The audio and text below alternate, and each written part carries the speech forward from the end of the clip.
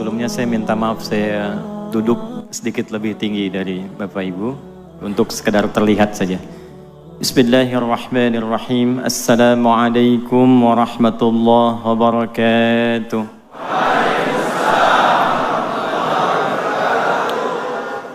Alhamdulillahi wa kafa, wassalatu wassalamu ala rasulillahil mustafa Nabiyyina wa sayyidina Muhammadinil wafa wa ala alihi wa sahbihi wa dhurriyyatihi wa ummatihi ila yaumil wafa wa ba'd. Sehat semuanya? Semoga tanpa kecuali seluruh yang berada di masjid, di areanya, baik di parkiran, dekat jalan, dimanapun, seluruhnya dirahmati dan dicintai oleh Allah Subhanahu wa Ta'ala. Kita hormati, kita muliakan. Ada Kiai Haji Muhammad Shaleh Drihim, ini tokoh kita, semoga beliau dijaga dan dimuliakan Allah Subhanahu wa Ta'ala. Ini saya masih pakai jas, pakai dasi, karena dari pagi tadi bertahap ada wisuda. Karena kami memberikan ijazah menemani Ustadz Muhammad, jadi dengan terpaksa masih pakai dasi ke masjid ini. Insya Allah tidak mengurangi kehusyuan kita ibadah. Ada juga bersama kita saat ini Ketua Majelis Tabligh Pimpinan Pusat Muhammadiyah. Ini ada Ustadz Fatur Rahman Kamal. Di sini ada Ustadz Solihin Fannani di PWM Jatim juga beserta tim. Kita juga dihadiri di sini ada Ustadz Maulid dari mana orangnya? Belum sampai. Ya, beserta seluruh dari unsur yayasan dan masjid tanpa kecuali semuanya. Sekali lagi, semoga kita semua berada dalam satu hadis Nabi sallallahu alaihi wasallam. Dalam satu hadis diriwayatkan di Sunan Ibnu Majah, tersambung sanadnya pada sahabat Abu Darda radhiyallahu taala anhu.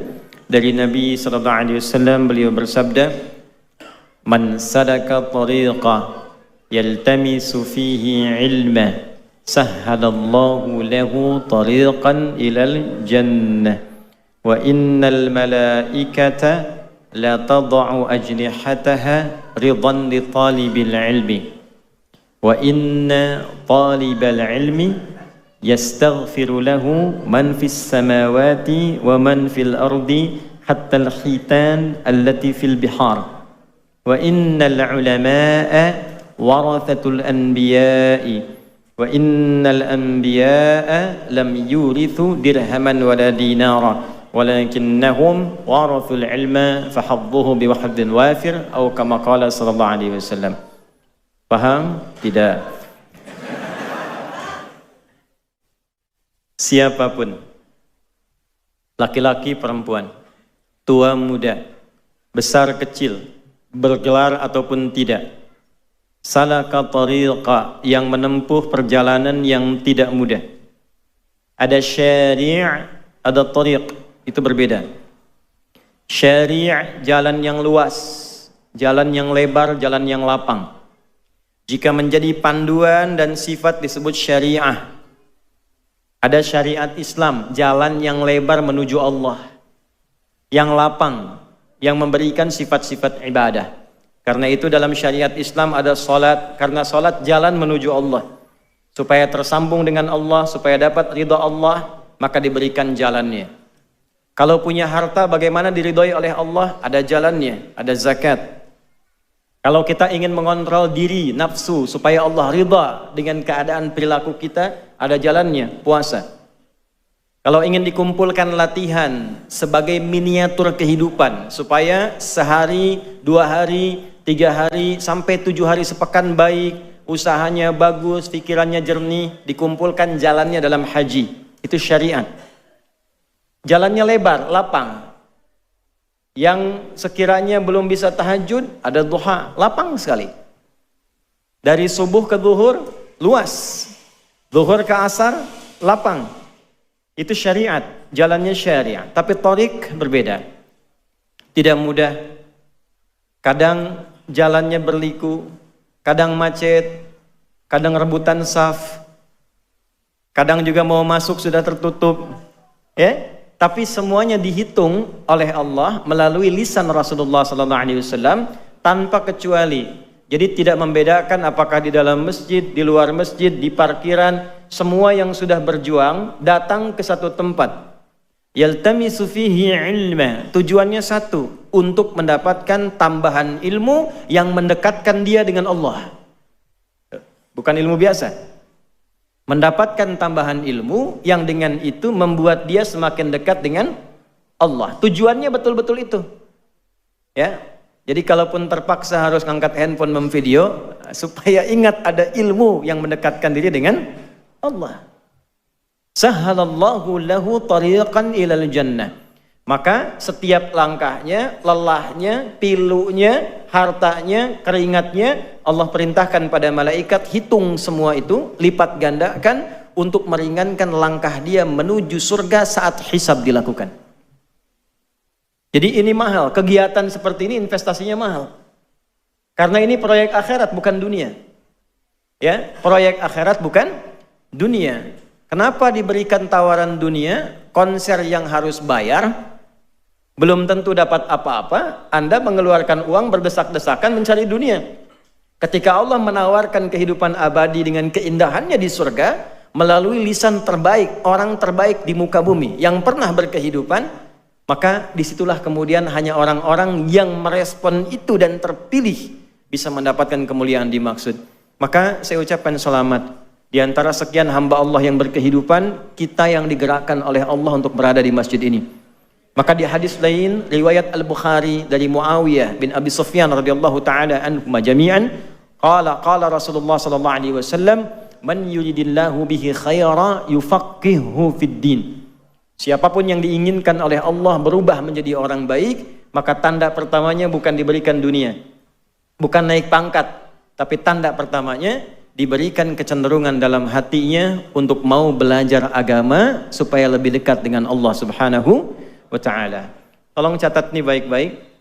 Wa innal malaikata, dan tanamkan pada hatimu yang paling dalam, jangan ragu. Sejak engkau berangkat, duduk, menunggu, belajar, sampai pulang, Allah perintahkan para malaikat khusus, la tada'u ajnihataha, untuk membentangkan sayapnya, ridhan li talibil ilmi, untuk memberikan ridha para malaikat kepada setiap penuntut ilmu. Ridhanya malaikat nanti punya 3 arti pokok. 1, al-istighfar li tullabil ilmi, permohonan ampunan kepada Allah bagi para penuntut ilmu. Karena itu, para ulama terdahulu, kalau ada orang konsultasi ingin taubatnya cepat diterima oleh Allah, di antaranya diberikan 2. 1, tingkatkan bakti pada ibu. Yang kedua, diminta cari majlis ilmu. Oleh karena itu viral kisah seseorang yang kelak narasi ini diabadikan menjadi turunnya wahyu Quran surah keempat An-Nisa di ayat ke-100. Seorang pernah bunuh 100 orang, genap 100 orang. Dia mabuk, dia kerjakan maksiat, tiba-tiba ingin tobat. Konsultasi oleh seorang kiai diarahkan, kamu pergilah ke kiai fulan untuk membimbing. Nah, ini sunnah. Tidak bisa semua kiai itu menguasai segala bidang. Karena itu saling mereferensikan. Yang ini ahli hadis, orang ingin belajar tafsir, referensikan, belajar pada kiai fulan. Ya, jangan dicegah, jangan dikondisikan pada satu pihak sehingga ketika ini keliru ada yang membenarkan. Maka diarahkan pada kiai dimaksud, berangkat dia. Saat berangkat itu dengan niat ingin berubah, ini man salaka tariqa, ingin berubah dengan niat yang sangat kuat. Di perjalanan maut datang menjemput, belum sampai ke majelis ilmu. Tsumma yudrikul maut, tiba-tiba maut datang baru lebih sejengkal dari perjalanan itu. Jadi kalau jaraknya 100 meter, dia baru 50 meter plus 1 jengkal. Belum sampai ke tujuan. Tapi karena di jalannya, tapak kakinya dia niatkan untuk mendapatkan ampunan Allah, dia istighfar di jalannya, itulah kalimat pertama yang menggugurkan seluruh dosa-dosanya. Dihapuskan dosanya, lebih sejengkalnya menjadi amalan baru bagi dia. Maka taubatnya diterima, dosanya digugurkan, dan dengan amalan sejengkal dimasukkan ke dalam surga Allah Subhanahu wa ta'ala. Wa may yuhajir fi sabilillah yajid fil ardi maraghaman katsiran wa sa'ah. Wa may yakhruj min baitihi muhajiran ila Allah wa rasulih thumma yudrikul maut faqad waqa'a ajruhu 'ala Allah. Siapapun yang mau merubah dirinya, datang ke pengajian, ingin merubah diri. Bukan ingin update status. Bukan ingin cari konten supaya nambah subscriber. Tapi betul-betul ingin merubah diri supaya lebih dekat dengan Allah. Lalu dia berangkat.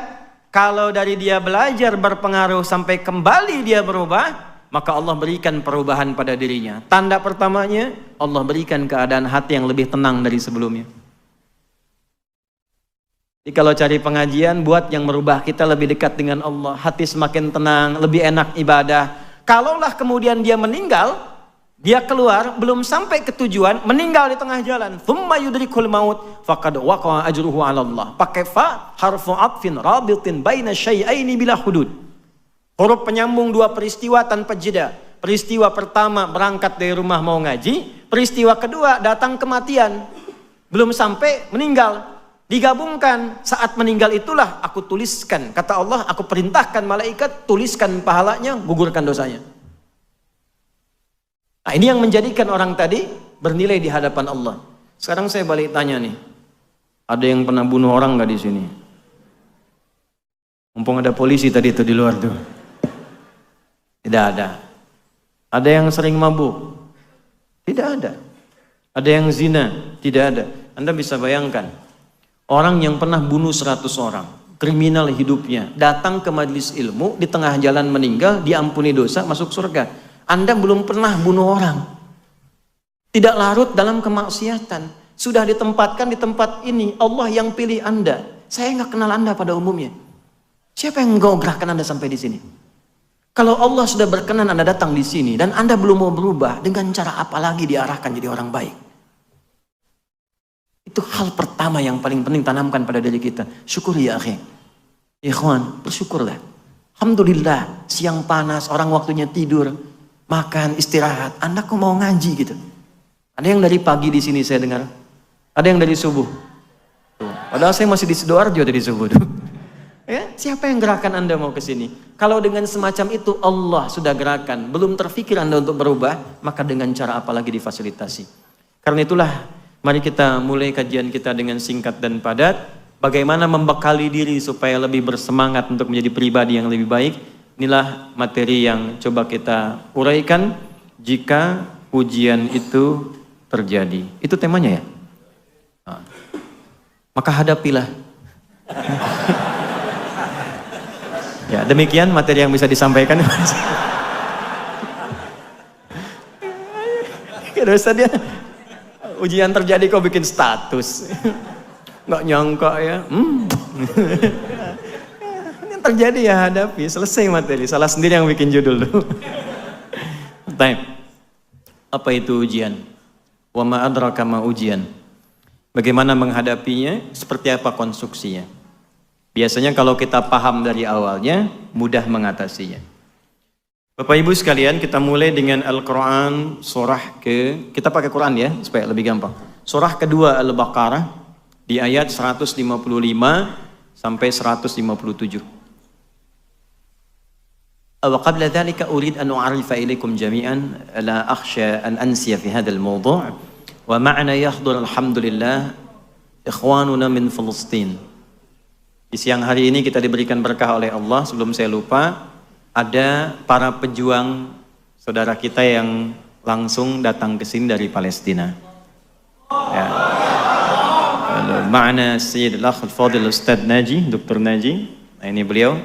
Wa nu'tikum ba'din insyaallah kalimat. Nanti kita dengar dari beliau. Ini sosok luar biasa. Wa yalihi Dr. Bilal. Ini Dr. Bilal. Ini sudah menikah ya Bu ya, Dr. Bilal ini. Dan insyaallah bisa bahasa Indonesia karena juga kuliah di ITB. Ini yang Dr. Bilal. Kemudian yalihi Dr. Ali, Syekh Ali. Assalamualaikum warahmatullahi wabarakatuh. Nah, bisanya itu aja bahasa Indonesianya nanti.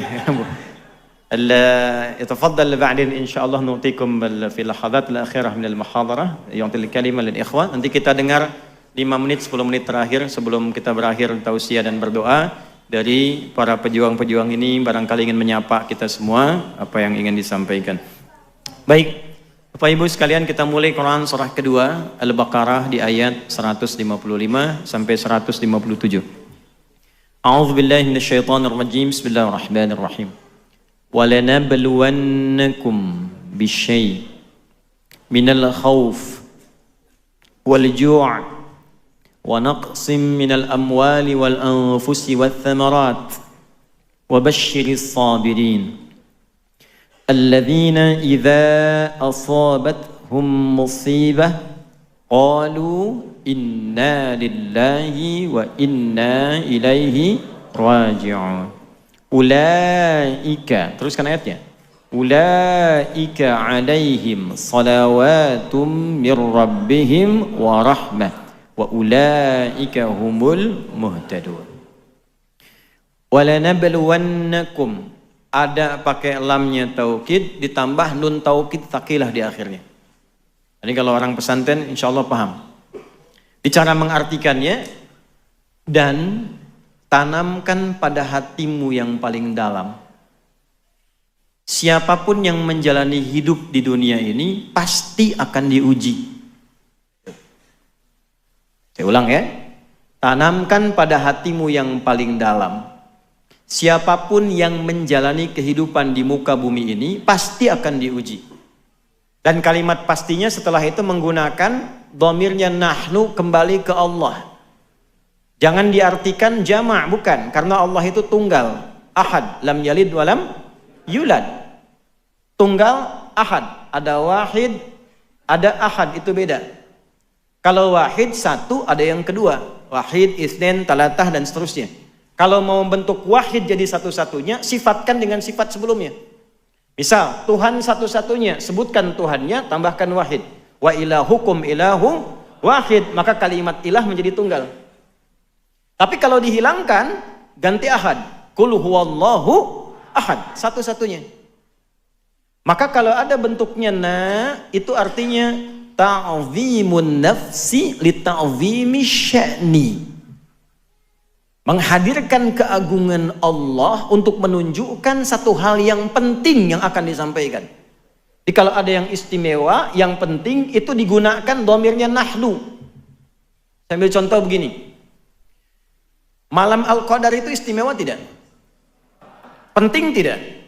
Turunnya Al-Quran begitu penting. Malamnya penting. Saking pentingnya, maka digunakan dhamirnya nahnu. Inna, Quran surah 97. Inna anzalnahu fi lailatul qadar. Inna panjang, inna pendek, tambah na, asalnya begitu. Inna, nak pendek, harfu nasbin wa taukidin tansibul isma wa tarfa'ul khabara mabniyun 'ala al-fathi la mahalla lahu min al-i'rabi. Paham? Tidak. Huruf yang berfungsi menguatkan, menajamkan, untuk memahamkan pada hati, tancapkan pada hatimu, jangan goyah. Yakinkan, aku tegaskan kata Allah, demi keagunganku kata Allah. Diturunkan Al-Quran itu di malam yang sangat istimewa. Jadi untuk menunjukkan keistimewaan turunnya Al-Quran, malamnya istimewa, Allah menghadirkan keagungan zatnya untuk menunjukkan itu penting. Saking pentingnya. Makanya malamnya menggunakan lailah. Jadi ada lail, ada lailah, itu berbeda. Kalau lail waktunya dari ba'da isya sampai menjelang fajar. Lail, sahar, fajar. Tapi kalau kita bicara pakai ta, itu istimewa. Lailah, ada yang istimewa di malam itu. Lail, malamnya. Jamaknya layali. Lala, lili, lela, layali, malam. Ibu leli, ibu malam-malam. Balik. Walanabluwannakum, dan demi keagungan zatku kata Allah, aku informasikan, jangan sampai ragu. Setiap kalian yang hidup menjalani kehidupan di bumi ini pasti akan diuji. Nah, jadi persamaan pertama ini tolong dibayangkan saja ya. Biasanya suka saya tulis, tapi karena kita agak padat jadi dibayangkan. Yang hidup pasti diuji. Pengertian terbaliknya begini, pengertian terbaliknya. Fokus baik-baik. Semua orang yang hidup pasti menghadapi ujian. Pengertian terbaliknya, yang tidak diuji, yang tidak ingin hidup. Hanya orang yang sudah meninggal yang tidak diuji. Tuh. Kalau masih hidup pasti diuji. Jadi sepanjang kita merasa hidup pasti ada ujian. Hanya dengan meninggal ujian selesai. Saya tanya, siapa yang tidak ingin diuji? Ayo angkat tangan. Kan alhamdulillah selesai masalah kita udah. Di sepanjang kita hidup itu pasti ada ujian. Macam-macam. Minal khauf, ada yang gelisah, khawatir. Tadi kan gelisah, ustadznya benar jadi datang nggak ya gitu. Jam berapa kajiannya dimulai kan? Ya. Wal ju', mulai lapar. Ini ada snacknya nggak ya? Gitu. Wa naqsim minal amwal, harta mulai berkurang. Yang tadinya di atas tiba-tiba Allah arahkan supaya ada penyesuaian. Ada yang kena PHK, ada yang pindah kerja. Wal anfus, yang sakit, ada yang meninggal. Wat thamarat, itu koreksi sedikit di terjemahan. Di terjemahan diartikan buah-buahan. Saya agak kurang sepakat karena kalau cuma buah-buahan, tukang sayur nggak diuji. Ya, itu pakai balaghah bacanya, pakai kiasan. Maksudnya apa? Kalau nanam buah itu kan kita nanam benihnya dulu, dirawat tumbuh, jadi pohon, jadi buah, baru dipetik. Ada yang sudah kerja keras demikian, besok mau panen, malam diambil orang. Anda yang ikut tender, hasilnya diambil orang. Anda yang usaha, hasilnya diambil orang. Itu semua bisa terjadi ya akhi. Yang kita hadapi. Wabasyiris sabirin. Nah ini yang hebat. Ini yang mau saya katakan, ini solusinya. Muhammad berikan kabar gembira kepada orang yang sabar saat menjalani ujian itu. Ini jawaban pertama, temanya, jika ujian itu datang, jawab oleh Quran, bersabarlah. Belum selesai ini, pemahamannya begini. Kalau Nabi berikan berita gembira pada kita, kitanya gembira nggak? Saya ulang ya, kalau Nabi ngasih kabar gembira ke kita, kitanya gembira nggak? Yakin? Baik. Kalau gembira, berarti nggak boleh ada keluhan.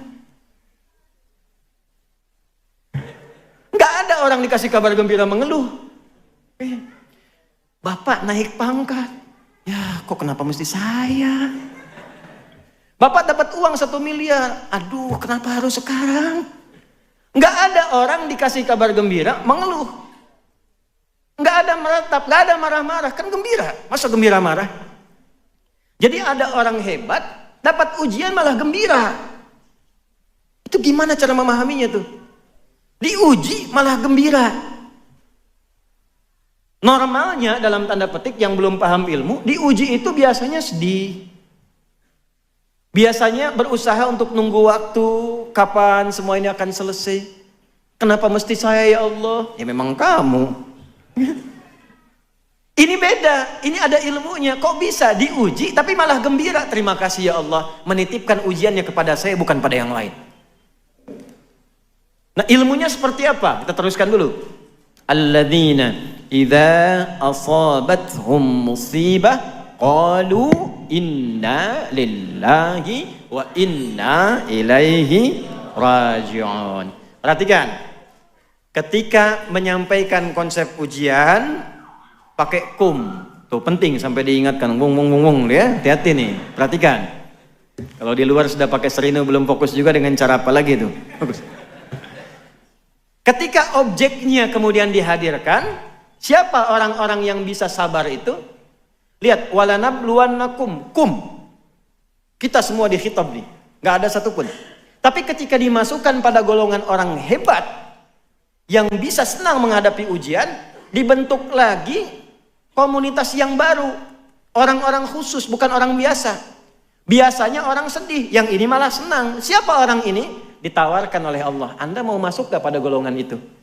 Maka dirubah kalimatnya menjadi alladzina, disebutkan sebanyak 1080 kali dalam Al-Quran. Bentuknya ini isim mausul, konjungsi, bentuknya jama. Bisa laki-laki, perempuan, besar, kecil, lintas gelar sosial. Jadi kita diajak oleh Allah. Ya, jadi nggak terbatas pada kiai saja. Kiai nggak tahu ilmunya sedih juga. Bukan terbatas pada ustadz saja, tidak. Kita semua ditawarkan, mau nggak punya gaya hidup yang menghadapi apapun senang. Di sini senang, di sana, di mana-mana. Bukan hatinya aja, pikirannya senang, fisiknya senang, gitu. Semua nyaman. Maka apa yang kemudian kita lakukan? Orang-orang hebat ini terbuka tawarannya ialah orang yang idza asabathum. Idza ketemu fi'il madhi maknanya mudhari'. Idz ketemu mudhari maknanya madhi. Idza ketemu past tense maknanya present. Continuous future. Ya. Idza asabathum, apabila mereka menghadapi ujian yang sedang ada di hadapannya. Diuji. Qalu, mereka meyakinkan pada hatinya, berkata. Jadi boleh katakan pada hati kita. Keluarkan kalimatnya. Kita punya ayatnya, katakan pada hati kita. Pertama, nanti saya detilkan. Inna lillahi wa inna ilaihi raji'un. Perhatikan ya. Idza asabathum musibah. Tadi satu sudah saya urai, kalau hidup pasti diuji, maka bersabarlah. Yang kedua, ujian itu ternyata semua yang kita alami itu sifatnya ujian. Jadi Anda jangan batasi yang kita alami jadi ujian itu yang kita pandang jelek saja. Tidak. Tidak. Semua ini ujian. Ini saya ketemu Anda, ini ujian saya nih. Ini semua yang kita alami ujian. Musibah itu dari kata asaba yusibu, yang kita alami, yang menimpa kita. Setiap yang kita alami itu musibah, bentuknya dua. Ada musibah suka, caranya syukur. Ada musibah duka, caranya sabar. Contoh musibah syukur di Quran di surat apa? 27. Surat apa itu? An-Naml. Ayat berapa? Ayat 40. Di lisan siapa? Nabi Sulaiman. Liyabluwani aashkur am akfur. Jadi begitu ditampakkan istana Bilqis di hadapannya, ya, oleh satu orang yang diberikan ilmu oleh Allah kepadanya, muncul Nabi Sulaiman itu ingat, saya punya kemampuan dengan izin Allah menaklukkan awan, kemampuan bicara dengan hewan, kemampuan mengendalikan jin dan sebagainya. Lalu ditampakkan pembuktiannya. Apa kalimat pertamanya? Ini ujian bagi saya, apakah semua nikmat yang menyenangkan ini saya syukuri atau tidak? Jadi jangan Anda kira, maaf, ujian itu pada sesuatu yang duka saja. Ada yang meninggal, ujian. Sakit, ujian. Sehat pun diuji. Ya akhi, yang meninggal, maut datang padanya. Yang hidup, kehidupan hayat masih ada. Nurul hayat. Maut dan hayat itu ujian buat kita. Kalimatnya nabluwakum. Quran surat berapa? 67. Ayat berapa? Ayat kedua. Huwaladzi khalaqal mauta wal hayat liyabluwakum ayyukum ahsanu amala. Ini semuanya ujian. Naik jabatan ujian. Makanya orang dulu Pak Sobi, itu kalau jadi rektor, jadi pejabat, jadi apapun, itu kalimat pertamanya, Umar bin Abdul Aziz dilantik, kalimat pertamanya, inna lillahi wa inna ilaihi. Ada yang kuliah di sini mahasiswa? Kalau dapat IPK 4, apa kalimat yang diucapkan? Itu benar, alhamdulillah. Ya, tapi setelah itu jadi ujian. Ujiannya ujian amalan. Makanya dapat ijazah. Ajaza yujizu ijazatan. Diberikan izin kebolehan mengamalkan ilmunya. Jadi ijazah itu bukan koleksian sertifikat disimpan, bukan. Karena dicek, ada talaki depan gurunya, dicek, betul, bagus, silahkan ngajar. Kasih ijazah. Nah ketika mengajar, ujian. Semuanya diuji. Anda kesini pakai kendaraan, mobil, motor, macam-macam, itu ujian. Dihisab nanti tuh. Betul, dihisab itu. Makanya kalau Allah uji dengan benda apapun, pakai ibadah dulu. Dikasih Ferrari, subuhan dulu. Pakai ke masjid. Jadi pas dihisab ringan. Ini saya ikuti tuh pola itu tuh. Jadi kalau ada apapun Allah titipkan, saya ada baju nih. Dihadiahkan oleh Allah lewat tangan tertentu. Saya pakai sholat dulu tuh. Pakai sholat dulu. Jadi kalau dihisab enak. Ya di hidayat dari mana engkau dapatkan? Ya Allah, engkau maha tahu dengan segalanya. Si fulan memberikan hadiah dengan izinmu. Kemana engkau gunakan? Ya Allah, dipakai sholat. Gampang. Bajunya dikonfirmasi benar. Ya Allah, saya dipakai sholat di Masjid Nurul Hayat, Masjid As-Salam dan sebagainya. Nah, ini bikin sepekan sebelum acara. dijahit di tempat bagus, dapat baju baru, dipakai kondangan. Salah? Tidak. Cuma dihisab. Tidak salah. Pulang dari sini, ibu ya, bu. Nah, ibu pulang dari sini, nanti buka pintu lemari baju, cek satu-satu, mana yang belum pernah dipakai ibadah. Antum sama itu. Ya, sendal, motor, mobil itu ditanya. Nah, itu ujian. Ya, jika ujian itu terjadi, nah kan, maka bermuhasabahlah. Satukan sabar, kedua muhasabah. Jadi jangan pahami dan batasi, persempit ujian itu pada aspek duka saja. Begitu meninggal, innalillahi. Hidup pun innalillah. Karena kalimatnya hidup kita itu diuji oleh Allah, meninggal pun kita kembali kepada siapa? Nah, ini konsep yang kedua dulu. Sampai sini dulu. Kalau sudah paham ini, maka semua netral. Ajaban li amril mu'min. Ujian tuh. Sungguh mengagumkan perkara orang beriman itu. Apabila ditimpa sukacita syakara, dia bersyukur caranya. Apabila ditimpa duka cita sabara, dia bersabar. Jadi bagi orang beriman semua netral. Ada uang, alhamdulillah. Belum ada uang, ujian, sama. Makan gak makan asal syukur. Kumpul aja. Syukur kita, syukur alhamdulillah, alhamdulillah. Itu ya kalimat itu mahal sekali. Gak bisa dibeli itu. Kalimat syukur itu gak bisa dibeli. Itu hanya bisa dilatih dengan kemuliaan-kemuliaan. Nah sekarang, mari kita pelajari teknisnya bagaimana melahirkan sikap seperti itu. Bagaimana supaya saat mendapat ujian, kita punya satu kemampuan yang dibimbing oleh Al-Quran, supaya bisa menerima itu dengan kebahagiaan. Nah sekarang kita mulai dari ujian sabar dulu, karena biasanya ini yang paling tidak mudah dilalui. Pekerjaan tadinya lancar tiba-tiba hilang, ya kan? Sakit,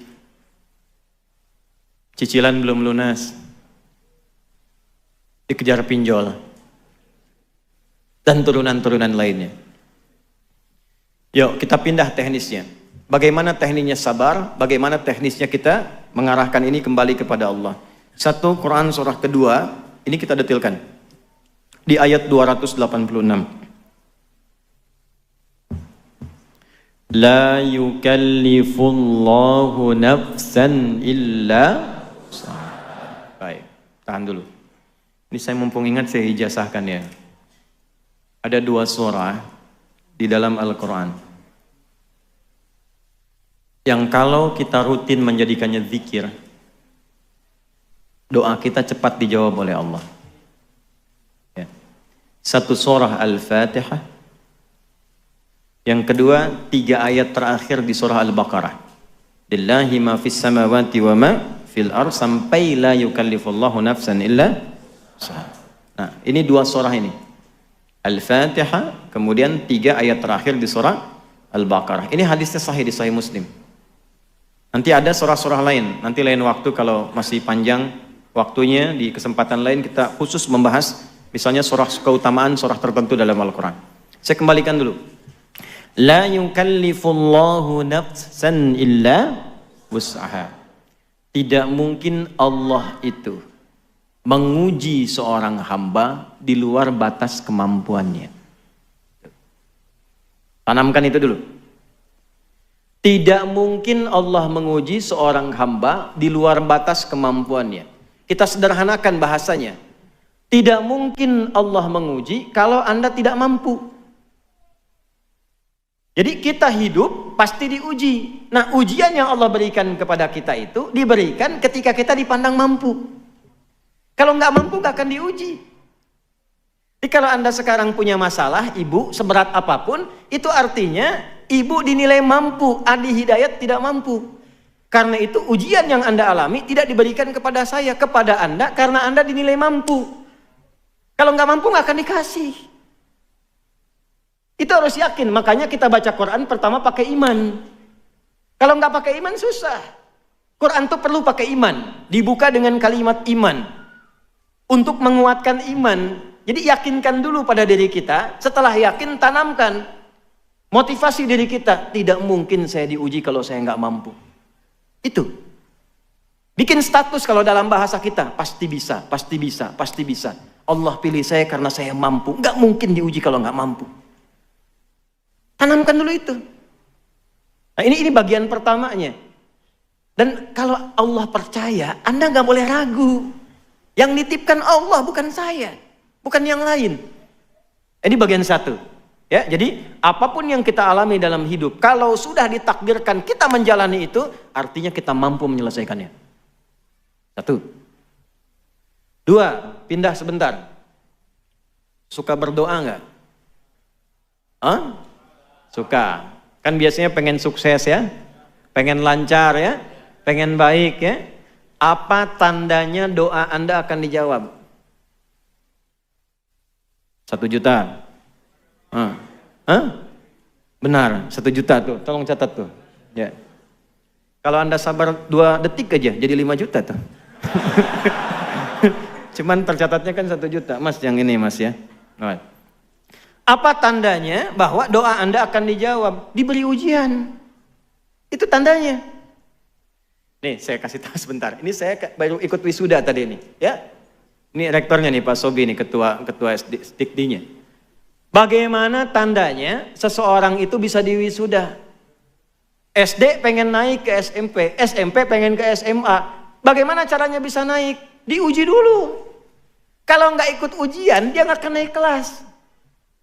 Gak mungkin tiba-tiba wisuda, tak pernah ujian, pasti disoal. Kenapa harus diuji? Supaya diketahui kadar kemampuannya sebelum dia naik ke SMP, ilmunya dipandang telah tepat, mampu menjalani semua kegiatan di SMP. Bisa ngelola enggak? Bisa ikut pelajaran enggak? Bisa nyelesaikan enggak? Maka ujian itu berfungsi menguatkan siswa tadi, sehingga ketika dipandang kuat, siap dia menjalani kehidupan berikutnya. Kita berdoa, tanda doa dikabulkan itu dikasih ujian dulu. Jadi jembatan menuju jawaban doa itulah ujian. Kenapa mesti diuji? Untuk mengetes pada diri kita, serius nggak pengen itu? Nanti kalau sudah dapat bisa ngelola enggak? Kalau dikasih nggak bisa ngelola, jadi musibah. Allah punya sifat Rahman, tidak ingin menetipkan satu hal pada seorang hamba yang menjadikan dia tersiksa dan punya dosa dengan itu. Karena itu ujian datang untuk mengoptimalkan dulu kemampuan kita sehingga ketika itu diberi telah siap kita menggunakannya. Itu asalnya. Jadi ketika Anda mengalami ujian itu hasil doa Anda. Anda sendiri yang minta. Itu produk doa. Ya Allah, saya ingin begini, begini, begini. Datang ujian. Kenapa mesti saya ya Allah? Kan kamu tadi yang minta. Jadi pahami ujian itu sebagai jembatan menuju jawaban doa kita. Begitu kita minta ada masalah, segera bersyukur. Alhamdulillah, tandanya doa akan segera dijawab. Ya Allah, saya ingin berkhidmat untuk Al-Quran. Saya mencintai Quran ya Allah. Ikhtiar saya. Saya pengen lulus ya Allah di kampus yang bisa mengajarkan saya Quran. Fikih dengan baik. Ikut kita daurah dari Madinah. Bahkan sejak kelas 2 SMA, saya belajar kurikulumnya itu. Begitu lulus, langsung dikasih rekomendasi oleh orang yang di Timur Tengah, ada tanda tangannya, langsung diterima. Tiba-tiba, begitu sudah disampaikan, siap di ACC, udah tanda tangan, boom, bom Bali terjadi. Dan kita berdoa pada Allah, semoga tidak pernah terjadi yang demikian. Hati-hati ya, kalau aliran mengajak pada yang tidak benar, segera tinggalkan. Ya, dulu pernah ada di Sarinah, di Jalan Tamrin itu bom meledak, buar. Saya di Lampung itu Ustadz ditanya, jemaah acungkan tangan Ustadz, apakah bom di Jalan Tamrin termasuk jihad fisabilillah? Saya bilang, Mas, jihad fisabilillah itu jihad di jalan Allah, bukan di Jalan Tamrin. Kembali lagi. Bom meledak. Alih-alih ke Madinah, ke Ciputat. Madinah Ciputat. Coba lihat bagaimana Allah menyiapkan sesuai jawaban doa. Apakah kecewa? Tidak. Gelisah? Tidak. Kita nikmati aja, terima kasih ya Allah. Diantarkan ke Ciputat. Ternyata ada kurikulum baru, cabang dari Al-Azhar kurikulumnya, namanya Dirasat Islamiyah wal Arabiyah. Di situ yang ngajarnya yang Arabnya, yang muftinya, konstruksi hukumnya. Sebelum berangkat saya disiapkan dulu. Tiba-tiba setelah 2 tahun semester 5 saya ngambil semester pendek. Tinggal 1 bagian lagi selesai saya. Ditelepon. Ustaz Adi, ini ada kuota ke Libya 2 orang. Tolong carikan. Siap saya cari. Begitu saya carikan ketemu 1. Saya bilang Ustadz dulu namanya Ustadz Iyad Mulyana. Ustadz cuma ada 1. Kenapa enggak Ananda yang temani saja ke sana? Sudah saya berangkat. Niat mematuhi guru. Berangkat saya. Matuhi kiai, kita berangkat. Bismillah. Nyampe ke sana, oh ini yang saya cari. Di kampus itulah ternyata alhamdulillah yang kuliah hanya tulabul ilmi, duat saja, calon ulama saja. Belajarnya terukur di absen, bolos 3 kali langsung pulang. Kalau nyontek ketahuan pasti 100% rekornya. Langsung 2 jam diberikan persiapan untuk pulang, kemas-kemas barang, dikawal oleh bagian imigrasi ke bandara, dikasih catatan di dekat pasportnya, orang ini nyontek nggak boleh kembali. Harap-harap ke Madinah, berangkatnya ke Tripoli. Ternyata mazhab pertama di Madinah itu kan Maliki. Imam Malik itu imam Darul Hijrah, lahir di Madinah, tumbuh di Madinah, wafat di Madinah. Madhabnya Maliki, Darul Hijrah. Saya diantarkan ke tempat pertama madhab Maliki itu berada. Sekarang menyebarnya di mana? Afrika Utara, di Tripoli, Libya, madhabnya Maliki. Maka berangkat ke sana, ngaji tafsir, kemudian ke Kairo, ke Syekh Tantawi, Jauhari.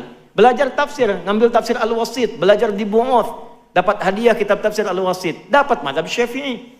Belajar dengan Syekh Wahbah Zuhaili, lalu ngambil Maliki, ngambil Syafi'i. Ternyata dari situ diberangkatkan juga ke Saudi. Akhirnya kita ke Ummul Qura, kita kunjungi Madinah, dapat Hambali. Pulang-pulang ketemu teman-teman dari Asia Selatan, India, Pakistan, ya kan? IPB, India, Pakistan, Bangladesh. Ya, ternyata itu apa? Hanafi. Jadi kita berharap satu madhab, Allah antarkan 4 madhab. Karena kebutuhan rakyatmu, kebutuhan masyarakat umatmu di Indonesia bukan 1-2 madhab, 4 madhab. Disitulah kita belajar, oh ternyata alumni kita itu luar biasa. Ada yang ke Madinah, ada yang ke Libya, ada yang ke Maroko, ada yang ke Tunis. Pulang-pulang menyebar. Yang dari Madinah pulang ke Surabaya, baca bismillahnya karena Hambali disirkan keluar. Bismillahirrahmanirrahim. Alhamdulillahi Rabbil Alamin. Yang pulang kemudian dari Mesir, baca bismillahnya dijaharkan. Bismillahirrahmanirrahim. Alhamdulillahi Rabbil Alamin. Yang pulang dari Libya, dari Tunis, yang dari Asia Selatan, itu Maliki dan Hanafi, bismillahnya tidak dibaca langsung hamdalah. Alhamdulillahi Rabbil Alamin. Setelah dicek, Allahu Akbar. Ternyata cara baca bismillah dipelajari 4 mazhab, ada 4 cara. Kurang lebih ada yang menghitung 70 hadis, caranya ada 4. Bisa dibaca keras jahar, bisa disirkan silent, bisa tidak dibaca sama sekali, bisa dibaca rakaat pertama bismillah jahar, selanjutnya nggak dibaca. Seperti Imam Madinah yang kemarin bacakan di Istiqlal. 4 cara. Kalau tidak belajar itu masalah. Saya jadi petugas haji 2010 di Masjidil Haram. Orang pertama yang menerima jemaah Indonesia, imamnya Syekh Syudes pada waktu itu sholatnya Isya. Istawu, istaqimu, Allahu Akbar. Alhamdulillahi Rabbil Alamin. Komen jemaah samping saya, iki imamnya Muhammadiyah ya. Saya nggak jadi takbir. Muhammadiyah cabang Masjidil Haram.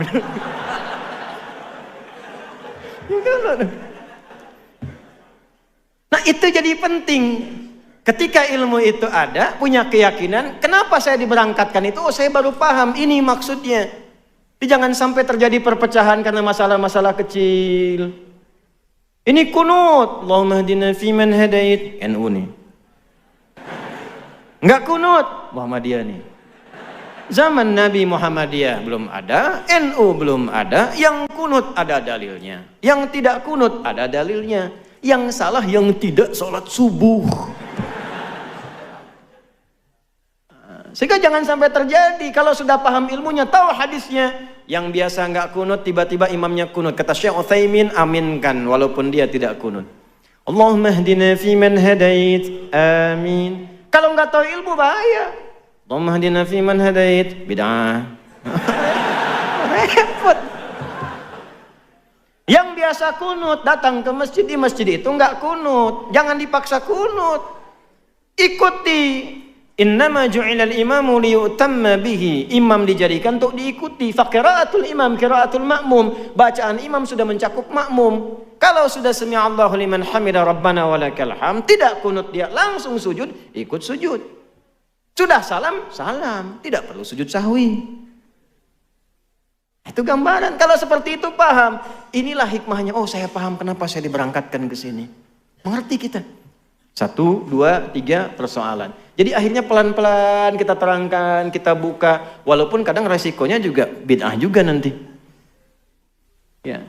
Kenapa? Kita pahami. Oh, mungkin belum sampai bacaannya. Sampai di situ. Itulah tasawuf. Nah, ujian juga begitu. Anda bisa beda-beda. Semua orang beda. Cuman substansinya sama. Diuji. Pebisnis diuji. Udah jualan pagi sampai malam belum ada yang beli. Ulama juga begitu. Sekolah jauh-jauh. Begitu pengajian gak ada yang datang. Bisa terjadi. Semuanya sama. Tapi singkatnya ujian. Tidak mungkin diuji kalau tidak mampu. Bikin catatan dari sekarang. Kalau Anda mengalami ujian, alhamdulillah. Saya dinilai mampu oleh Allah. Tulis. Tapi jangan terlalu GR bikin status. Memang cuma saya yang mampu, yang lain tidak. Terima kasih ya Allah. Ada kerjaan tuh. Ya. Belum selesai sampai situ. Karena ujiannya akan dijalani. Nah, kemudian bagaimana prakteknya? Sudah ada itu, ada semangat. Maka pindah ke Quran surah Al-Insyirah. Surah 94. Alam nashrah wa wada'na alladhi anqadha dhahrak wa rafa'na fa inna ma'al fa idza wa ila. Apa artinya insyirah? Lapangan bagus. Kalau nggak ada hadiahnya semua pengen jawab cepat tuh. Luar biasa. Insyirah itu sesuatu yang lapang dan luas, lebar. Kenapa surat ini muncul? Al-ibratu bi umumil lafdhi la bi khususis sababi. Tidak khusus saja kisah tentang asbabun nuzulnya, tapi pesan besarnya keumuman lafadznya untuk kita. Perhatikan baik-baik, ini poin pentingnya. Bapak Ibu sekalian, ketika kita diuji, kunci paling besar perannya ada di sini, di hati. Ini yang mengendalikan. Fisik kita hanya mengeksekusi. Kalau hatinya bagus, semua ujian itu ringan. Tapi kalau hatinya jelek dan sempit, sekecil apapun ujian terasa besar. Maka ayat ini ingin memberikan satu panduan kepada kita, lapangkan hatimu di setiap saat, sehingga masalah apapun yang dihadapi jadi kecil. Anak muda datang kepada seorang kiai konsultasi. Saya sampaikan kisah ini pada presiden di masa lalu ketika sedang gundah. Dan ikut tausiah saya sampaikan, alhamdulillah setelah itu cerah. Fadilah Quran. Datang seorang anak muda ke seorang kiai, kusut wajahnya. Dia ingin mengadukan masalah. Dibawalah oleh kiai itu ke satu danau yang lapang. Kiainya bawa gelas, bawa garam.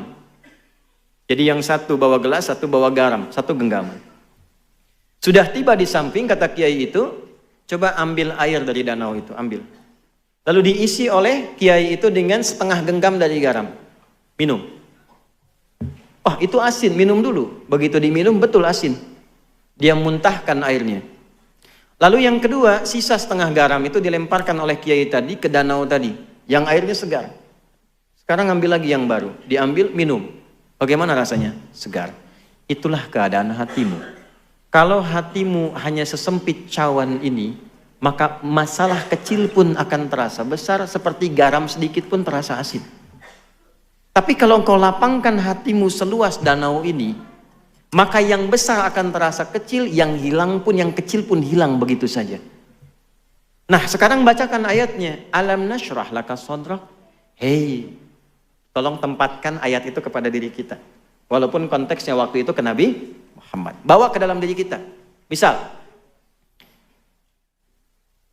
Asep ada di sini? Ada. Doni? Cecep, Firman, ada semua ya. Ganti yang nggak ada. Ini pasti nggak ada nih. Suneo, pasti nggak ada ya. Misal Suneo nih diuji. Katakan pada hatinya, alam nashrah laka sadrak. Hei Suneo. Udah, kan ketawa dulu. Ganti saya aja deh, Adi. Hei Adi Hidayat. Bukankah aku sudah buat hatimu lapang? Kenapa engkau kecilkan? Aku sudah ciptakan hatimu itu luas untuk menghadapi setiap masalah. Kenapa engkau jadikan kecil sehingga engkau tidak mudah menghadapi masalah? Ya akhi, hati kita ini diciptakan oleh Allah walaupun kecil, isinya lapang. Untuk apa? Memudahkan semua masalah dihadapi. Bahasa bebasnya begini, saya sudah lapangkan, kenapa engkau sempitkan? Sehingga masalah yang bisa engkau alami dengan mudah itu menjadi berat. Bukan karena berat masalahnya, tapi karena sempit hatinya. Alladzi kalau dhahrak, itu yang membuat kita itu berat dari ujung kepala sampai ujung kaki. Kepikiran, dikasih ayam gak mau. Kenapa gak dimakan? Ayam belum digoreng. Jalan gelap gitu. Padahal harta masih ada. Cuman karena satu masalah. Alam nashrah laka sadrak wa wada'na anka wizrak. Dulu itu engkau punya banyak masalah, aku selesaikan. Ini Anda berapa tahun? 20 tahun, 30 tahun, 40 tahun. Bukankah sepanjang hidup kita sudah mengalami banyak masalah? Kalau dikumpulkan, kalau mau tahu setiap punya masalah, catat satu-satu supaya Anda tahu berapa masalah yang sudah Anda hadapi selama hidup. Ini sampai sekarang ratusan ribu, jutaan masalah sudah kita hadapi. Allah sudah lapangkan hati kita, diselesaikan. Kenapa yang ribuan masalah yang lalu kita selesai nyaman, dengan satu masalah kita merasa berat? Aku sudah lapangkan hatimu sehingga ribuan masalah di masa lalu bisa selesai. Kenapa dengan satu masalah yang sekarang engkau begitu berat? Barangkali engkau sempitkan hatimu itu. Secara psikologi kalau sekarang punya masalah, lihat masa lalu. Yang dulu aja selesai, masa yang sekarang nggak selesai. Nah itu maksudnya. Katakan. Wa wada'na anka wizrak alladhi anqadha dhahrak wa rafa'na. Dulu kamu sukses, nggak inget ya? Dulu kamu hebat. Ketika hatimu lapang kamu sukses. Kenapa engkau harus tidak belajar dari peristiwa dulu? Apakah sukses tiba-tiba begitu saja sukses? Kan ada tahapannya. Yang ini pun aku akan antarkan kepada yang lebih tinggi lagi ketika engkau lapangkan keadaan hatimu. Tanya balik dong, belum selesai. Caranya gimana ya Allah supaya lapang? Inna ma'al usri, fa inna ma'al usri. Nah rumus nahunya pakai. Inna, yakinkan pada hatimu yang paling dalam. Katakan. Di balik segala kesulitan pasti ada Tuh, lihat sini.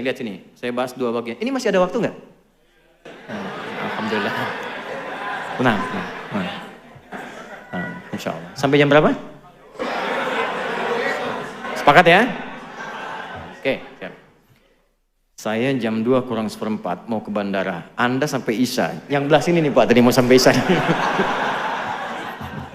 Nih lihat sini. Perhatikan ayatnya. Inna ma'al usri. Nah, usri itu apa? Bukan sekedar sulit. Sulit itu ada dua kata di bahasa Arab. Ada sa'bun, ada usrun. Sa'bun, usrun. Hadza amru sa'b. Sa'bun itu kesulitan yang relatif. Kata si A sulit, yang lain mudah. Tuh. Bahasa Inggris sulit tidak? Sulit kata seseorang, kata orang Inggris gampang. It's very easy to speak English because I'm England, kan? Gampang. Hey John, have you been? Betul, bahasa Surabaya bagi orang Inggris susah, bagi orang sini gampang, betul itu. Ya. Bahasa Arab itu gampang sekali. Saya tinggal di Arab, paling mudah bahasa Arab, saking gampangnya anak-anak kecil tuh bisa dari kecil bahasa Arab. Jangan Anda katakan karena dia tinggal di Arab, karena unta sudah ribuan tahun di Arab gak bisa bahasa Arab. Beo Surabaya bawa ke Arab, ajarin kaifa haluk dalam sehari. Kaifa haluk. Beo. Halo? Itu sa'bun, relatif. Tapi yang usrun, semua menganggap sulit. Siapapun menganggap sulit. Bawa mobil mudah atau sulit? Sulit bawa mobil.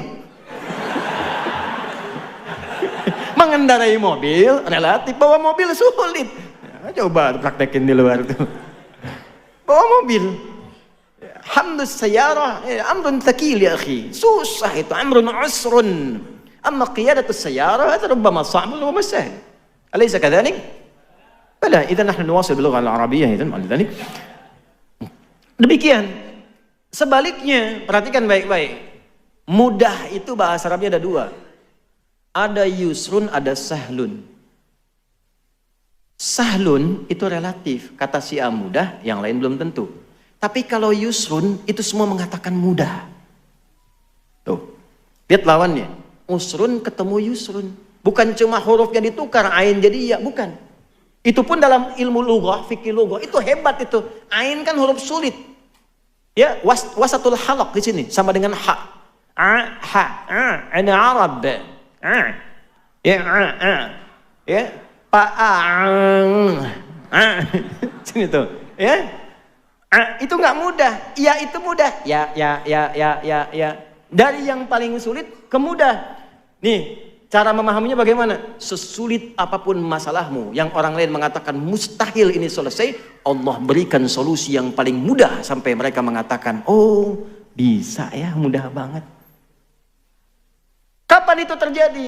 Ketika Anda menancapkan keyakinan pada diri Anda. Jangan goyah, yakin tanpa ragu. Dari mana taunya? Inna tadi pakai harfu nasbin wa taukidin tansibul isma wa tarfa'ul khabara mabniun 'alal fathi la mahalla lahu minal i'rab. Pakainya pakai ilmu balaghah. Nasab, tancapkan. Nasabar rajulu asahu fil ardi. Menancapkan tongkat dengan kuat tanpa ragu. Tancapkan pada hatimu, jangan ragu.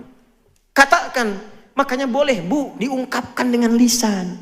Jangan pendam di hati. Ungkapkan dengan lisan. Bagaimana kalimatnya? Pasti selesai. Kalau terjemah begitu, di balik kesulitan ada kemudahan. Kepanjangan. Pasti selesai. Ada solusinya. Tulis. Katakan pasti bisa, pasti bisa, pasti bisa. Kalau yang pertama tadi, tidak mungkin saya diuji kalau saya nggak mampu. Mampu. Yang kedua, pasti ada solusinya, pasti bisa. Itu yang punya ayatnya kita, yang pakai orang Jepang. Saya ngajar di Jepang dan belajar bahasa Jepang. Saya belajar bahasa Jepang. Watashi wa Indonesia no adi desu. Saya Adi dari Indonesia. Ya, kami buka sekolah di Saitama. Ada sekolah Islam pertama di Jepang dari TK sampai SMA. Itu kurikulumnya dari kami. Mau dibuka November nanti, tanggal 10, Hari Pahlawan. Yang mau saya katakan, di Jepang anak TK itu mempraktekkan makna ayat ini. Jadi kalau mereka sudah mau belajar, mengatakan, bisa, kami bisa, kami bisa, kami bisa. Ini kalau generasi tahun 80-90-an, dulu tahun 95-96, itu ada acara namanya Benteng Takeshi. Ya. Seangkatan dengan Dragon Ball kan? Ya, Susuke Watanabe yang baru meninggal kemarin tuh, ya. Baik. Saya hafal saya itu. Nonton? Enggak. Itu kalau mau menaklukkan Benteng Takeshi, dia kan dimodifikasi tank begitu kan? Terus lewat kan, reporter sampingnya mengatakan, kamu bisa, kamu bisa, kamu bisa. Tuh ayatnya dipakai. Di Korea, anak-anak TK Korea itu sebelum masuk kelas, karena Jepang bilang bisa, mereka mengatakan lebih dari Jepang, lebih dari Jepang, lebih dari Jepang.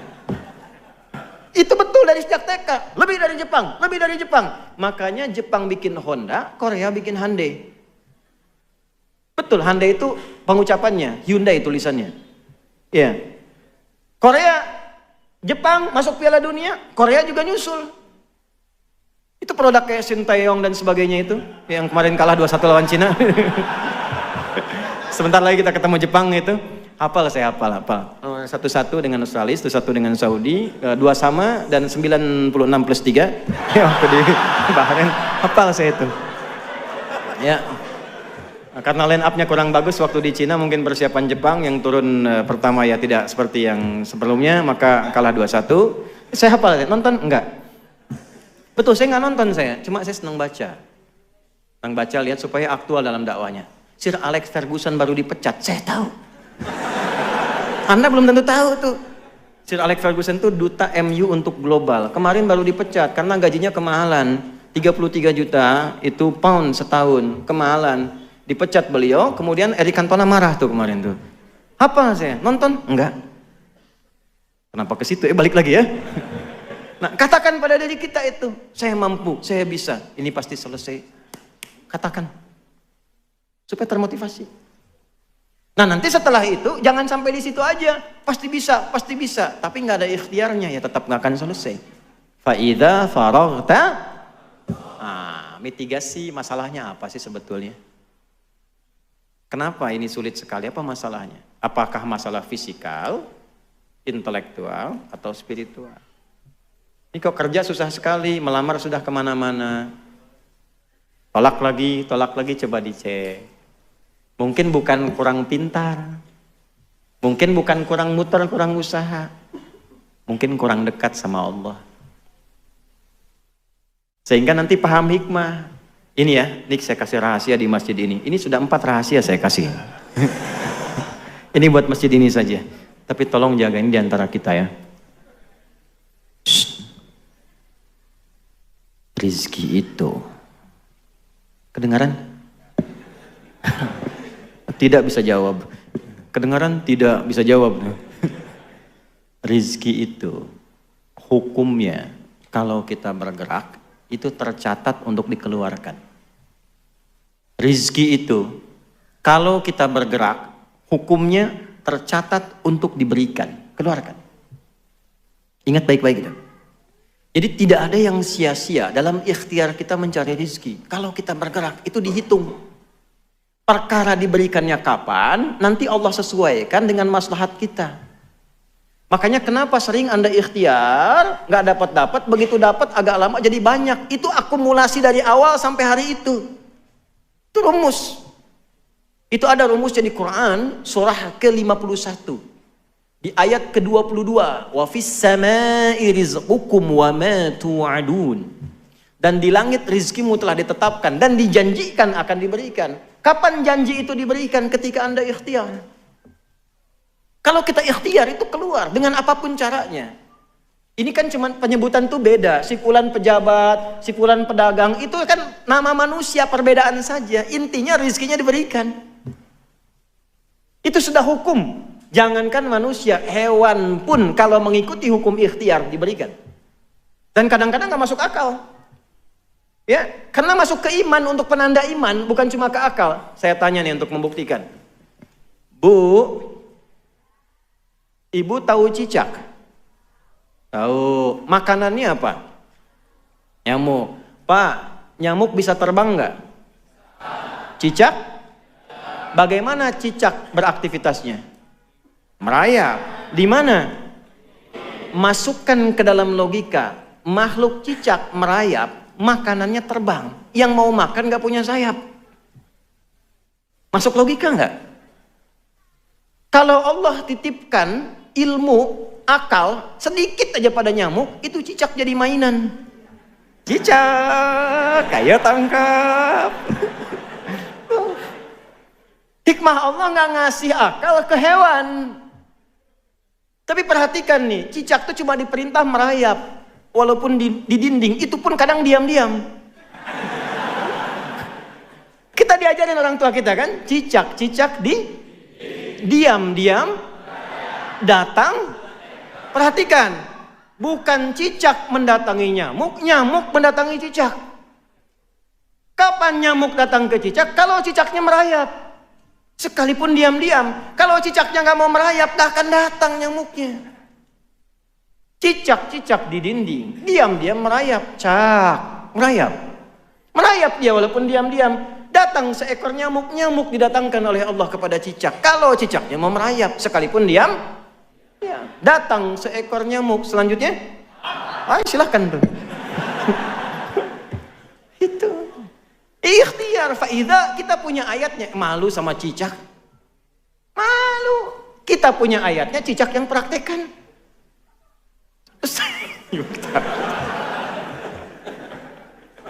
Ibu. Terus ngejek lagi.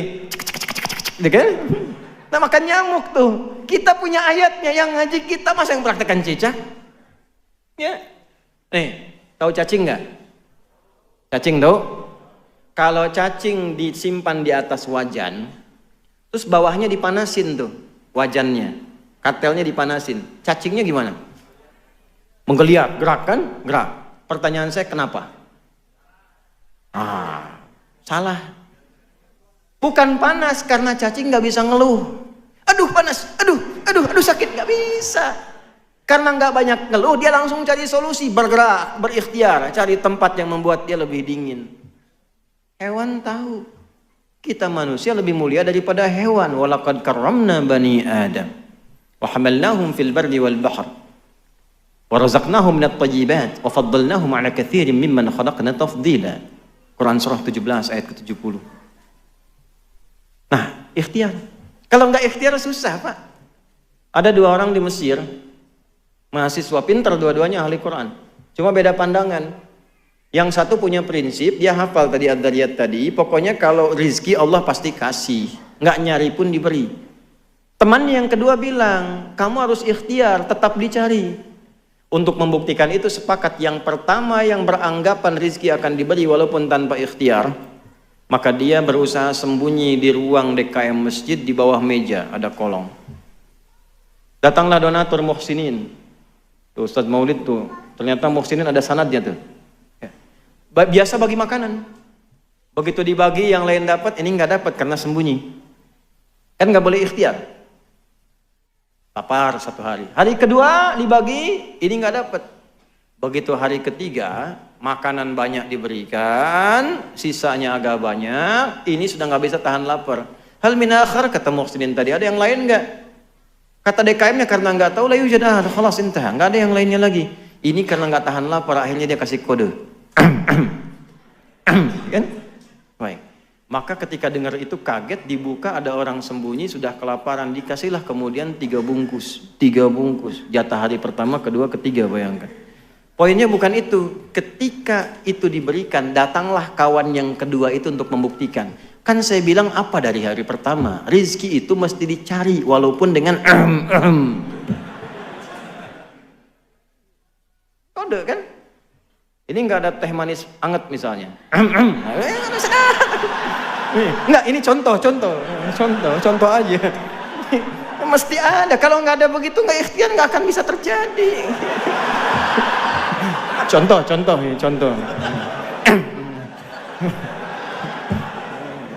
Nah, itu. Jadi jika musibah terjadi ya biarkan terjadi, ya terjadilah. Kalau nggak datang juga ya musibah. Gitu.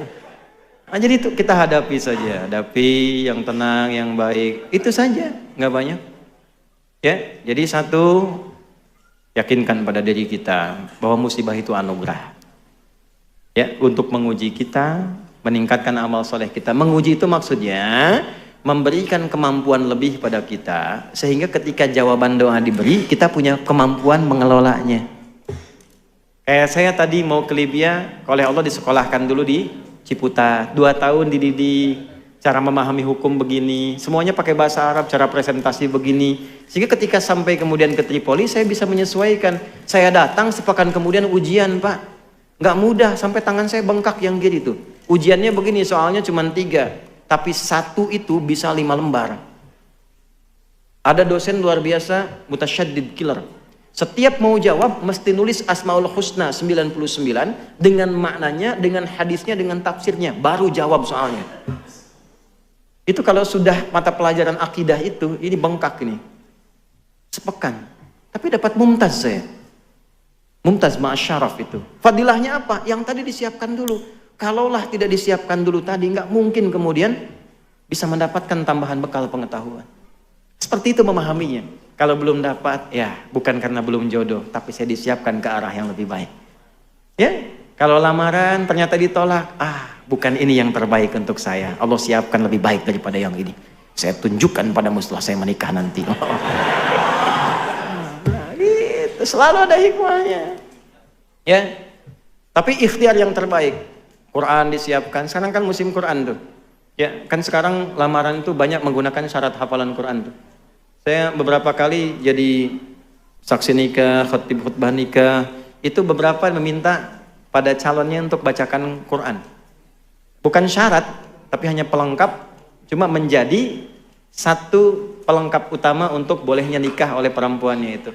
Tapi boleh juga Pak, nanti kalau ada punya anak perempuan yang muda-muda yang belum nikah datang, kasih ya hafalannya berapa juz. Si nama siapa? Torik Pak. Nah, baca surat At-Torik. Gitu. Gitu kan? Ada yang kedua, nama siapa? Nah, Anas Pak. Ya baca surat An-Nas. Nah, ada gitu. Yang keenak yang ketiga tuh, nama siapa? Waduh, nama Yusuf tuh. Ayat panjang. Yusuf Pak, cuma panggilan sehari-hari kulhu.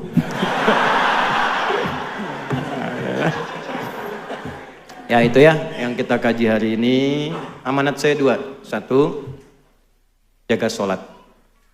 Saya mohon kalau bisa saling mendoakan, upayakan tahajud. Ya, kalau sholat 5 waktu nggak usah ditanya, itu standar. Tahajud itu luar biasa fadilahnya. Kalau bisa jangan tinggal kalau masih mampu menunaikannya. Berusaha walaupun sunnah hukumnya. Yang kedua, Quran. Saya mohon Quran, jadi ahli Quran. Jadi ahli Quran. Sehari baca Quran. Baca ya, baca Quran. Mau tidur baca dulu. Mau berangkat 1 lembar aja, suami istri 1 halaman sebelum tidur sama anak-anak baca. Insya Allah teduh ke hati. Walladzi anzala as-sakinata fi qulubil mu'minin liyazdadu imanan ma'a imanihim. Di rumah tangga pengen sakinah, kuncinya iman, jalurnya Quran. Orang yang rajin mengkaji Quran, baca Quran, insya Allah dijaga oleh Allah kehidupan rumah tangganya dan jasadnya dijaga ketika dia meninggal. Ya, saya juga sama Bu. Ini jangan dikira saya dari pagi itu belum berhenti sampai sekarang. Silakan tanya sama bapak-bapak ini. Tapi yang mau saya katakan, saya masuk mobil saya ngaji, jalan saya ngaji saya, merojaah. Ngaji Pak. Ke pesawat saya naik ngaji, nunggu ngaji. Cuman kan harus pengumuman, saya mau ngaji dulu ya, nggak begitu. Ngaji aja biasa. Merojaah, tanamkan lagi. Tapi ke hatinya enak, tenang. Ya, lihat antum walaupun banyak masalah kan tenang gitu. Alhamdulillah. Ya, sekarang kita dengar wa nastami ala mada 5 daqaiq lil ikhwah min Palestin. Kita dengar sekitar 5 menit ya dari teman-teman dari Palestina untuk bisa menyapa kita dan memberikan kabar-kabar baik untuk kita semuanya sebagai motivasi. Al-5 daqaiq dan nani sa'adza mubasyaratan ilal matar. Saya mau pergi ke bandara setelah ini, jadi nanti mohon diberikan akses. Wa tafaddal li Syekh Dr. Naji al-waqt wal makan lahu fa ana akunu mutarjiman biidznillah. Saya menerjemahkan ya. Allah ibarik fik. Allah ibarik fik. Tafadhal. أعوذ بالله السميع العليم من الشيطان الرجيم بسم الله الرحمن الرحيم ربنا لا تزغ قلوبنا بعد إذ هديتنا وهب لنا من لدنك رحمة إنك أنت الوهاب ربنا إنك جامع الناس ليوم لا ريب فيه ووفيت كل نفس بما كسبت لا ظلم اليوم أحييكم بتحية الإسلام العظيم تحية أهل الجنة فالسلام عليكم ورحمة الله وبركاته. Ya, setelah beliau menyapa kita semua, membacakan Quran surah Ali Imran khusus ayat ke-8 sampai dengan ke-9 untuk memantapkan hatinya dan memohon kepada Allah kebenaran janjinya dan menyampaikan kepada kita tentang apa yang terjadi selama ini dengan ayat Quran supaya kita bersiap juga menjelang kematian. الإخوة والأخوات الحضور الكرام عام على طوفان الأقصى ولا زال طوفان الأقصى مستمرا. Bapak dan Ibu sekalian, apa yang kita lihat sekarang terjadi di Palestina dari Tufan Al-Aqsa, jangan digambarkan bahwa itu perjuangan selesai, tapi perjuangan akan terus berlangsung. طوفان الأقصى يناديكم جميعا يا بني اركب معنا. Perjuangan di Palestina memanggil kita semua, bukan sekedar bagi penduduk Palestina, wahai seluruhnya, naik bersama perahu bersama kita menuju ridha Allah Subhanahu wa taala.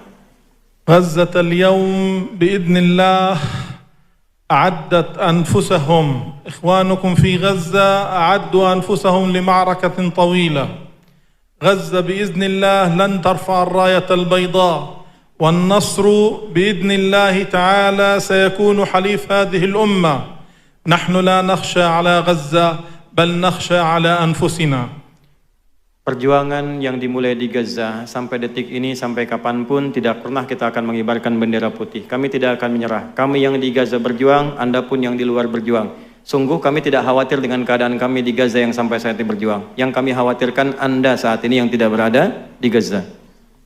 من كان يتوقع أن هذه البقعة الصغيرة غزة أن تصمد أمام الأحزاب الذي تآكلت الأكلة إلى قصعتها فقد اجتمع الغرب بخيله وخيلائه لقتل هذا المشروع الإسلامي الحضاري في غزة. Siapa yang bisa membayangkan sebuah daerah kecil, kemudian juga daerah ini diembargo dari berbagai sisi dengan kekuatan yang besar, seperti halnya kekuatan-kekuatan serangga-serangga besar memperebutkan kue-kue yang kecil dan semua bersatu untuk menghancurkannya. Siapa yang bisa membayangkan suasana itu? ولذلك جئنا لأهلنا في أندونيسيا نقول وإن استنصروكم في الدين فعليكم النصر واجب النصرة فرض عين على كل مسلم ومسلمة ما كان الله ليذر المؤمنين على ما أنتم عليه حتى يميز الخبيث من الطيب. Untuk itulah kami datang ke Indonesia untuk menyampaikan pada Anda, si kecil ini tetap teguh berjuang sampai detik ini. Dan perjuangan yang kami niatkan bukan sekedar berjuang untuk berperang, bukan, tapi untuk mempertahankan nilai-nilai agama yang kita anut. Dan perjuangan agama ini bukan hanya untuk ahli Gaza, tapi untuk kita semua, dimanapun semua berada. Karena dengan itulah kemudian kita diuji untuk menghadap kepada Allah Subhanahu wa Ta'ala, untuk membedakan siapa yang bersih, yang tulus, dan siapa yang memang tidak tulus dalam berjuang untuk agamanya. Allahu Akbar. Allahu Akbar. Allahu Akbar. برغم صور الألم برغم صور الدمار هذه صور عزة وكرامة.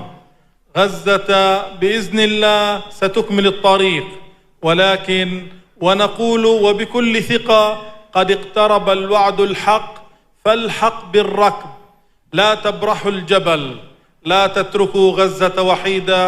جزاكم الله أهلنا في أندونيسيا جزاكم الله أهلنا في كل مكان على جهودكم الكبيرة في التضامن ونريد الاستمرار في التضامن مع قضية فلسطين مع قضية غزة لأننا بدأنا نشعر أن الأمة بدأت تألف الدماء. غزة ليست أرقاما فالوقت من غزة من دم لذلك عدد الشهداء في كل دقيقة يزداد فقفوا مع قضيتكم بارك الله فيكم والسلام عليكم ورحمة الله وبركاته. Masalah di Gaza tidak cukup dengan gambar yang Anda lihat hancur, dengan video yang tersebar, dengan korban-korban yang merata. Bukan masalah angka yang bisa Anda hitung, tapi di sana ada darah-darah para pejuang, di sana ada darah-darah orang yang tidak berdosa, di sana ada tanda-tanda perjuangan. Jangan Anda melihat bahwa dengan gedung-gedung hancur, semua kemudian jadi korban bahwa perjuangan itu selesai. Tidak. Kami tidak akan pernah menyerah. Kami akan terus berjuang di jalan Allah. Justru kami menginginkan dan datang ke sini pada Anda semua. Mohon setidaknya bantulah kami dengan doa. Bantu kami dengan support. Bantu dengan apa yang mungkin segala Anda bisa lakukan. Supaya perjuangan ini bernilai di hadapan Allah Subhanahu wa Ta'ala. Inilah yang bisa beliau sampaikan untuk kita semua. Dan Alhamdulillah ini ada Majlis Tabligh PP Muhammadiyah, ma'ana Majlis Tabligh PP Muhammadiyah. Saya antamu ma'akum fi qadiyat Gaza untuk menyampaikan juga bantuan ke Gaza sejumlah 1 miliar rupiah. Min Majlis Tabligh Ustaz Fatur Rahman, fadal. Fi hadiyah ma'akum wa ma'ala ahli Gaza. Ya, bi miliar wahid. Alhamdulillah, mudah-mudahan ini jadi suatu kebaikan. Bukan angkanya, bukan donasinya, tapi kita tunjukkan kepada mereka bahwa Gaza tidak sendirian. Kita ada bersama mereka, dan amanat undang-undang juga kita selalu berusaha sebagai jadi warga global untuk membebaskan siapapun dari nilai-nilai penjajahan yang ada di muka bumi ini. Allahumma taqabbal minna innaka antas sami'un alim. Tub 'alaina innaka antat tawwabur rahim. ربنا لا تدع لنا في مقامنا هذا ذنبا إلا غفرته ولا هما إلا فرجته ولا دينا إلا قضيته ولا مريضا إلا شفيته ولا حاجة من حوائج الدنيا والآخرة فيها لك رضا وفيها لنا الصلاة إلا قضيتها يا أرحم الراحمين. اللهم يا خير الناصرين اللهم انصر إخوتنا في فلسطين في غزة يا أرحم الراحمين واجعل أحياءهم مجاهدين في سبيلك وموتاهم شهداء وألحقنا معهم في رحمتك يا أرحم الراحمين وألحقنا معهم في رحمتك يا أرحم الراحمين وألحقنا معهم في رحمتك يا أرحم الراحمين مع الذين أنعمت عليهم من النبيين والصديقين والشهداء والصالحين وحسن أولئك رفيقا ربنا آتنا في الدنيا حسنة في الآخرة حسنة وقنا عذاب النار وصلى الله على سيدنا محمد وعلى آله وصحبه أجمعين وآخر دعوانا سبحانك اللهم ربنا وبحمدك نشهد أن لا إله إلا أنت نستغفرك ونتوب إليك والحمد لله رب العالمين نصر من الله فتح قريب وبشر المؤمنين. Mohon diberikan akses karena saya harus langsung ke bandara ya. Assalamualaikum warahmatullahi wabarakatuh.